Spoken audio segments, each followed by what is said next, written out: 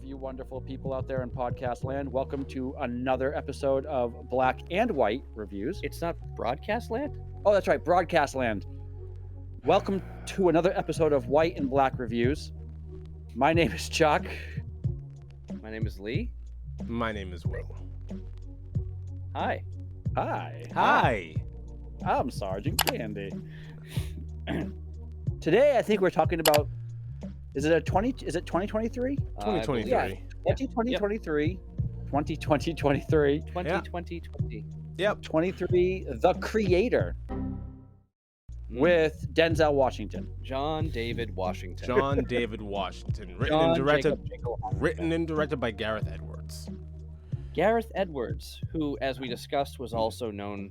I mean, for us, mostly, Rogue One would be a big one for us. Rogue He also One. did the Godzilla that came out in 2014. Yes, he did.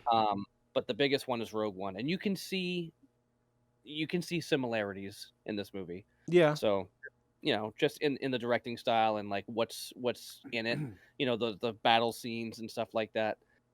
Yeah. What else you want to talk? What do you say about this movie? So We can't say much right now. It's just not yet. a teaser. So Will, you saw this first, I did. and you made a recommendation on it because one main thing, the effects in this movie and the style of this movie was well done, and they did it for $80 million $80 versus million budget, and the movie looks as good as this. I was blown away. Absolutely. If a movie can be made like this for $80 million, Disney Marvel has no excuse. Nope. Not at all. No excuse at all. There's I think the zero idea is reason. There's zero reason why a Marvel movie or any DC movie for that, or any Disney movie for that matter, needs a budget of in excess of $250-300 million. It's ridiculous. Doesn't make any sense at all, and it makes me wonder where all that money is going. We know where the money's going. It's going to the actors, these big name actors that they want to make sure are staying in these franchises. Disney has built such an empire with all of these characters, with all of these big actors who are going to say, "Oh, I know you're going to pay me what I want," because I mean, Terrence Howard, it's a whole separate story there, and then Norton, whatever. That was pre-Disney though. True. But again, it's like all of this stuff kind of came up. Now that Disney's involved, everyone's like, "Oh yeah, you clearly want this to have consistency and work its way through." So they're gonna charge what they want. Right. So that's the reality. All the money is really going to the actors. Right. I just wish with this movie that instead of spending 80 million, I wish they spent 85 million and just spent an extra $5 million on a slightly better script. Yeah. The story was It's clunky. It's clunky. Yeah. It's tropey. It's somewhere at the end of the second act of this movie, things kind of fall off a cliff. Right. It becomes very convoluted towards the end of this thing, where it's you're what is going on? So that's where I was at. And even after 2 or 3 viewings of this movie, it's towards the end of the second act of this movie, all the way to the ending, and it's like I was very confused. Mm-hmm. Yeah, even the end field scene, I was like, why would they put that in here? It made no sense. It made zero sense. I'm looking at the cast list, and one of the last people listed on the main page here is an actress, Karen Aldridge, and the character's name is Dr. Thanky. Dr. Thanky? Thanky. Thankey. Dr. Thanky. I don't know why that's so funny to me. It's just really goofy. Dr. Thanky. Okay. But I mean, really, the only big name. I mean, there's 3 big names in here, and when I say big, they're not huge. No. But Ken Watanabe, who we've seen in a bunch of other stuff, most notably the Christopher Nolan stuff. Gemma Chan, who played Maya in here, she was also in Eternals as was Cersei. And then John David Washington. I mean, Allison Janney And I'm sorry, if as you well. close But... your eyes and you just listen Oh, to I this, did. I it's did a few times. Denzel Washington. Yep. Yeah, 100%. Will and I were talking about that earlier. What were you saying about, you thought that they like modified his voice? I swear to God, there are certain scenes in this movie where his voice is modified to sound less like Denzel Washington. Because there are parts of the movie where his voice is really deep and he sounds just like him, and then there are other parts where the treble is clearly enhanced a little bit, and it has to be just to like get away Make him from, sound different. make it look a little different, make it feel a little different. Because you're right. If you watch this movie with your eyes closed, you would swear on everything that Denzel Washington is in this movie, and it's Anything alike though. They sound alike, but they look nothing alike. they look nothing alike. It's crazy. Well, what's funny is you have this guy doing movies like this, and then you have Denzel doing movies like Equalizer 3. True, very It's like, very eh. true. But What? I will, John David Washington. Or the Book of Eli. I'm sorry.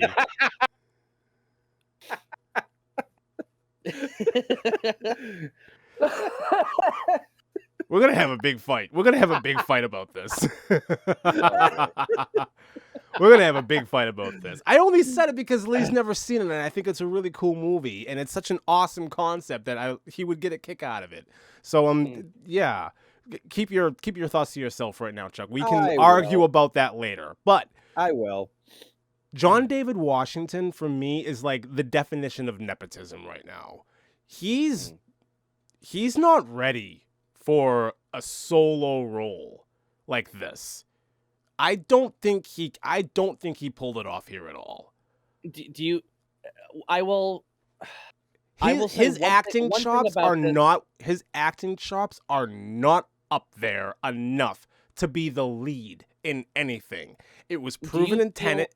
It was proven in Tenet, and it was proven here. He's not that caliber of an actor yet. He has potential. I'm not saying that he doesn't have potential. And the only reason why he's getting these roles is because of his last name. It's the only 100%. reason. The only reason why. He did not get this role or his role in Tenet because of his acting ability or his resume. No, he got those roles because he's Denzel's son. That's the only reason. And it sucks. I'm gonna say it. It sucks because there's probably 3 or 4 different actors that I could name off the top of my head that would be a better fit in this role than he was. And Well, Will Smith already did this role. true. I Am Robot. I Am Robot. I Am Robot. Yeah, you're absolutely right. But Same it's exact just story. No. he's Yes. No. he's What not. do you mean no? It's not the same exact story. Creator dies. He hates robots. Becomes friends with the robot. Story ends. That's Last of Us. Yeah, but on top of that, he is part robot. Part robot. And in this, he It is is part very robot. iRobot. It is very iRobot. It has similarities, but I wouldn't say it's the same story. They were trying to go a very different direction with it. It's iRobot to Will's point. It's iRobot mixed with The Last of Us, Okay, yeah. but it's more iRobot though. Well, But anyways, to his, like back to Go his ahead, acting Dan. chops go ahead. that you were bringing up, I think one thing when we talked about the clunkiness of this, there's a certain point in the story where he just he flips. Like he's got this, he's got this little girl robot that's there with him, who suddenly speaks perfect English or whatever. But the reality is, he flips from like being against it to being like, I love you completely. I feel like there wasn't enough. I mean, It was their He conversation. It was their show conversation the about change. going. It was their conversation about going to heaven when they were on the bus. right? I know They were having a conversation about whether or not they were going to go to heaven, and they were both the same when they were on the bus, and she kind of falls asleep in his arms, and you see like him have this moment, and it wasn't earned. That's my point. It happened, and I understood it, but it didn't seem like, And that's it didn't flow. and that's what No. iRobot. In Mhm. iRobot, it was earned.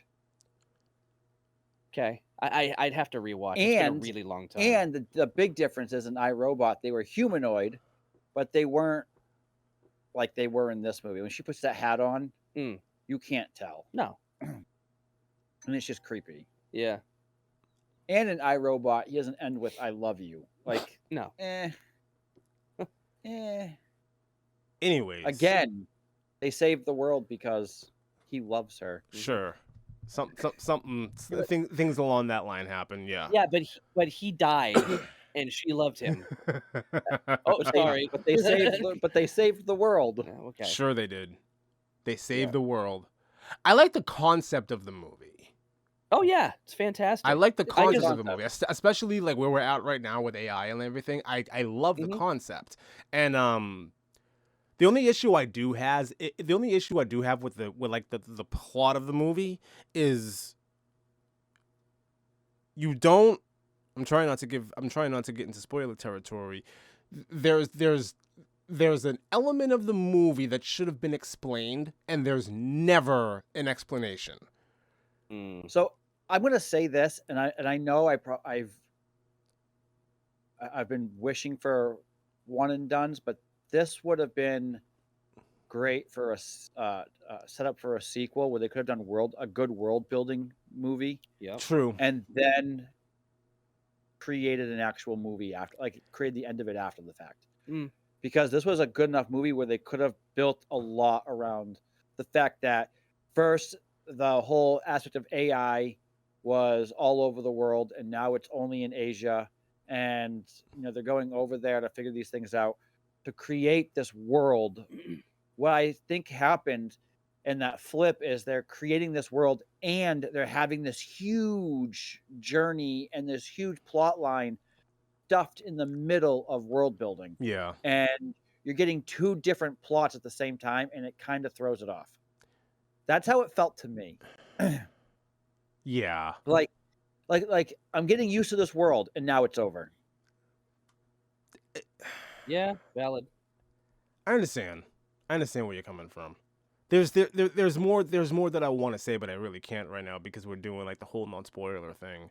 But yeah. This little girl, to Lee's point, she can like immediately like speak English. The only thing that I will say about that is they oh my god, they took something from The Fifth Element where she's sitting there and she has a little tablet and she's studying like the English language and everything, and all of a sudden she can speak. It's ripped straight from Fifth Element when she's watching TV. Like that's what it was. But still, it happened so fast and it's like, wait a minute, what did I missed something? And you have to go back and you have to like figure out what it was. It was way too fast. It was that. Yeah, but in Fifth Element though, to give credit to that movie is she understood the language, but she wasn't fluent in it. It was still big bada boom. It was still chicken. Good. Yeah, it was still very childish for the remainder of the film. Yeah. She gets better as it goes though. Not fluid though. No. Well, Not I mean, fluent. enough to have a conversation. Barely. Yeah. I guess. Barely a conversation. Let's not even get into how Bruce Willis was just totally creeping on her the entire time, and she couldn't speak. She couldn't speak. Okay. Like right off the bat, ectogamut. Like right off the bat. Okay. Chris Tucker in that movie was just. Call me. I could not stand him. This hair with that like front hairdo thing that. No, it was the multiple ones that one was even worse. Yeah. I remember being the first time I watched that movie. I'm like, who's this lady who keeps screaming? And then I realized later on it was Chris Tucker, and I was like, because I knew who he was after I saw that movie first before I saw everything else he was in. I thought he was gay in the film. He has that like. The rose with the rose in the middle of it. So I'm like, what? I saw the end of the movie before I saw the whole movie, so I was very, very confused. That and Gary Oldman's hairdo in the whole Zorg here. the with the plastic thing with his hair over the side. I'm like, what is it? And then what happens to us? Like the it's not blood. It's brown. It's like an ooze that's like draining down the front of his forehead. Mr. Shadow. Yeah. I don't know. Yeah. Still a fun movie though. It's a horrible movie, but I will never not like it. I didn't say it was good. I said it was fun. There's a big difference. There's a lot of bad movies that are fun. Yeah, that's true. Are we like thoughts? Yeah. Any more like opening thoughts? So Anything? so when I first watched this, because when you had first brought it up, I was like, so did you Keep like going. the story? And you were like, eh. You were kind of like, eh. You didn't want to like. And I was like, was it okay? And you didn't. Typically, if it's a good story, you're like, it's a great. You would have said something, but you're kind of Yeah. eh. So when I went into it, I was like, what am I getting myself into? And I was like, okay. So they did this already. A bunch of different movies. They just crammed it into one. They could have put a little bit more effort into the script. I think the script was the only thing, and then not using Washington as the main character. So He would have been fine as a side character, not as the main, like the main's best friend type deal. something like that. Yeah. Like a John like a John Leguizamo type. He's never the main. He's always like a side. You know, Like I said, I think he has the potential to get there eventually. I just don't think he's there right now. yeah, he hasn't like the relationship in this film. It's not earned. He hasn't So earned it. not at all.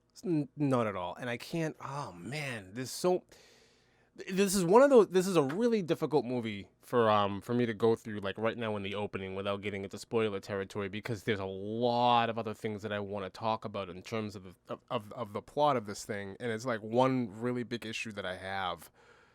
That Well, let's do this. Let's do this. We've had a good 15-minute conversation. Yeah, now? fine. We'll just jump right into So- it then. Everyone, if you want to get the rest of this conversation, find us on Patreon. That's patreon.com/blackandwhitereviews for the remainder of the conversation and being able to view our beautiful faces while you do that. If you listen to the audio only on podcast, it is always free. Other than that, you can find us at patreon.com. And it's as little as $3 a month. So find us there and look us up for some goodies and some bonuses as well, too. Okay, So- so What part did you want to get into that's like the biggest